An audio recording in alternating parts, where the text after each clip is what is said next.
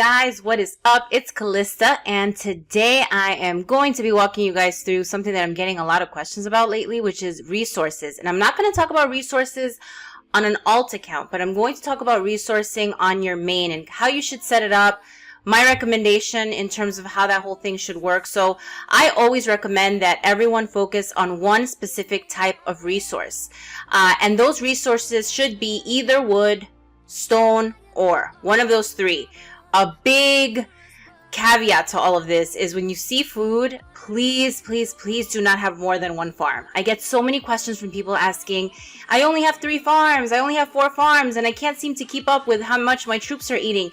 Who cares? You guys can see that big fat 0 that I have on the upper right. For all you new players, your troops are not going to starve to death. So it does not matter that you cannot produce enough food to keep your consumption up. You should have no more than 1 farm.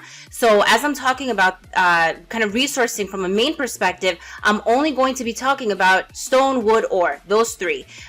From gold, I would say gold really depends. It's hard to main gold if you are in fighting mode, because you're going to probably have some hospitals, and that's going to impact how much you can actually produce. From a gold perspective, kind of hypering ore is easier, I think, from an alt than a main. What I'm showing you guys here is, looking at my stats, you can quite easily tell that I am a wood hyper. My hourly production at this point is 2.7 million. I just finished leveling up my last wood focused hero, so that production has gone from 2.7 to 3.1 million. So I am making 3.1 million wood an hour, which is pretty good. I can hold about 31 million at a time. So something that's really important to make sure is, once you decide that you're going to hyper on a resource, you can only hold so much before you stop producing. So you have to make sure you're constantly either sending it to your guild bank, trading with your guild mates. That is going to be huge. Now, as I said before, recommend that you focus on one specific resource type. A lot of you guys are probably wondering, well, what am I going to do when I have these big researches, or I want to make troops and I don't have enough of the others? There is no way that by splitting out your resource hubs, you're going to have enough resources to be able to push anything without either going through your packs, going through your guild mail, or trading. Guild bank or trading. So I highly recommend you focus on one specific type of resource. You're going to be a hyper wood, a hyper stone, a hyper ore, and you really get familiar with your guild mates, and you're going to trade with other people that are hypering something else. There's going to be a couple of things you need to keep in mind. The first one is you're going to make sure that all your buildings are going to be that one specific type of resource. The second thing, which I just showed on screen, is you can actually set your talents to focus on that specific resource, right? So the talent set that I just kind of walked you guys through, you can kind of see that.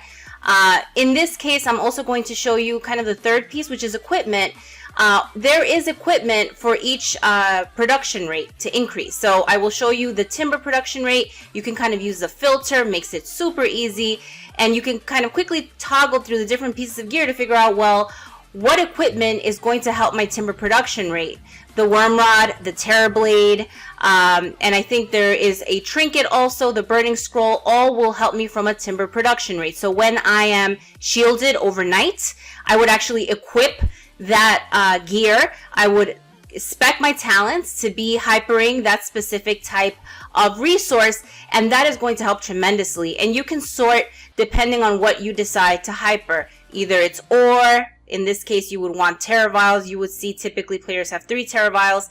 The Terravile is also an awesome accessory in general because of what it does from an army perspective, so you may not need to switch off of anything else. And then from stone, I think there's 2 pieces. There's the belt, and there's also another piece which I just kind of skipped through, the worm seal. So there are going to be pieces of equipment that you can focus on to increase your resource production. In my opinion, this is all stuff you do late game. I don't recommend you do this right off the bat. You're going to want to make sure that you're focusing on your army, you're focusing on your research, your construction.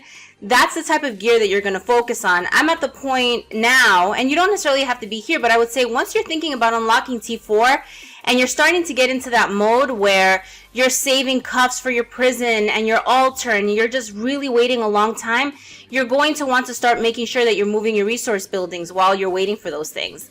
What I am showing you here are the boosts. So you want to make sure that you go to your guild shop. I've never bought these with gems. I don't even know if they're on sale for gems. I've always bought them with guild coins, and you can buy 7-day boosts.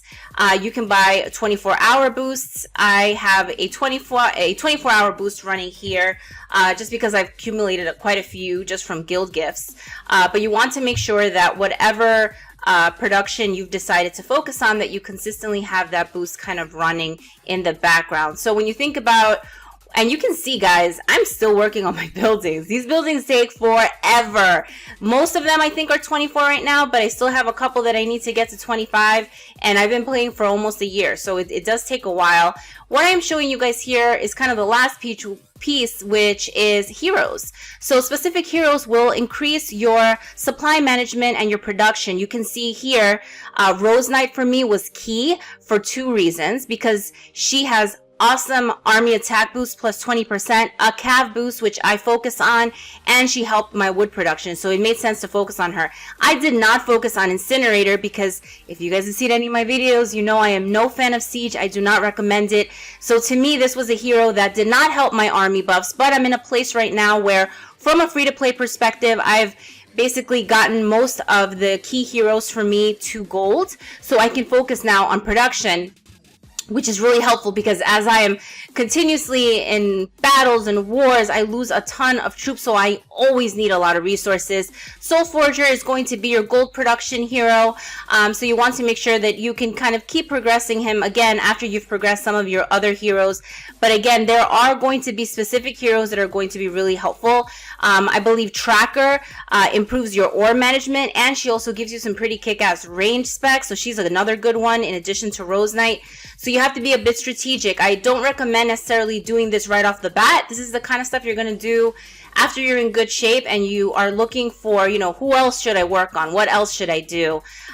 What I want to call attention to in this portion of the video is really the 31 million that I just showed you guys.